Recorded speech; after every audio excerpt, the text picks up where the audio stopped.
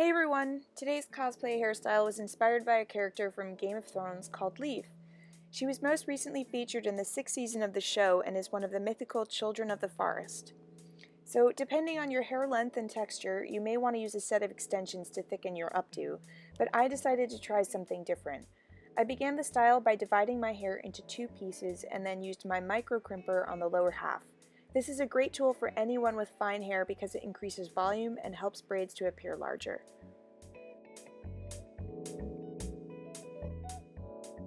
When that was done, I took down the top portion and sprayed in some of Puff Me's texturizing powder.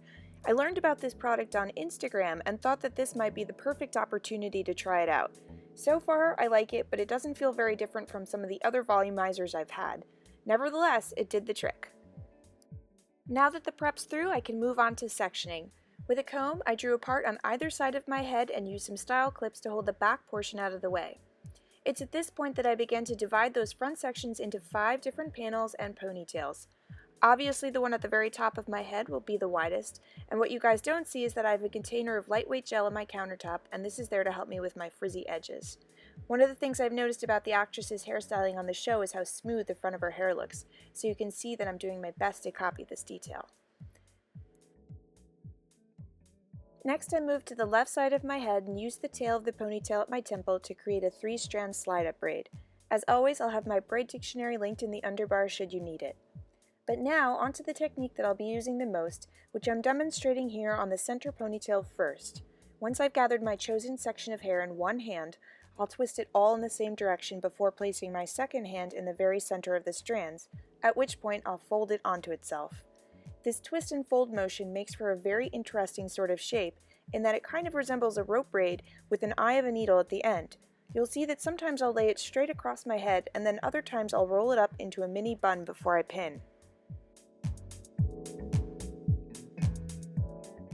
Here I'm making a second slide-up braid.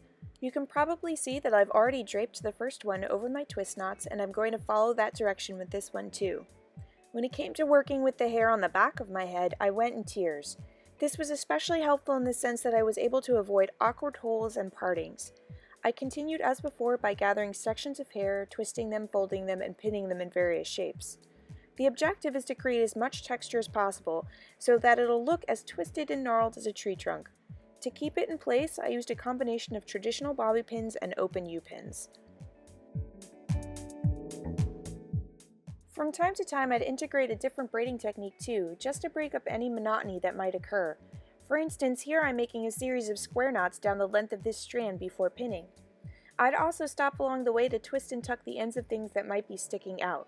And this too is a great opportunity to sculpt and bend any extra hair into unique shapes. It's okay if it doesn't look perfect. In fact, I think it's one of those styles where potential flaws actually enhance the overall aesthetics. Another pattern I tried out involved dividing a strand in 2 and then tying them together in the same way you tie the laces of a shoe. Makes for an interesting braid of sorts and blended in with what I was making pretty well. Obviously, this is just my own personal interpretation of the character's hair. I'm sure there are all kinds of ways that one could do this and all kinds of braids that can be used for it. If you happen to recreate Leaf's look, I would love to see your images, so tag me on Instagram or flash them at me on Snapchat. I'll post all my social media handles in the description below.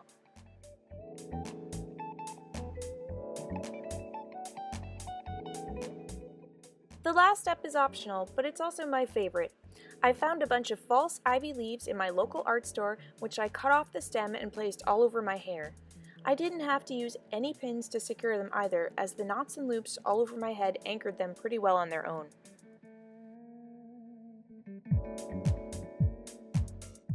So now I've come to the end of my video, and I hope it was one that you all enjoyed. If you did, please give it a thumbs up or leave a comment. I truly appreciate any and all of the support. Until next time, have fun and keep braiding. Bye!